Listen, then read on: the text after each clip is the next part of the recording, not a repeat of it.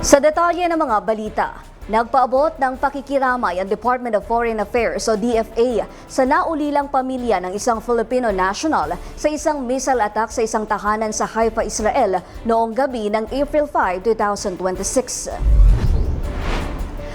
Kasamang nasawi sa insidente ang kanyang Israeli na asawa at mga magulang ng lalaki. Ayon sa Embahada ng Pilipinas sa Tel Aviv, nakipag-ugnayan na sila sa naiwang pamilya ng Filipina at nagbibigay ng lahat ng kinakailangang tulong, kabilang ang agarang repatriation ng mga labi nito sa kabila ng sitwasyon sa pagbiyahe sa rehiyon.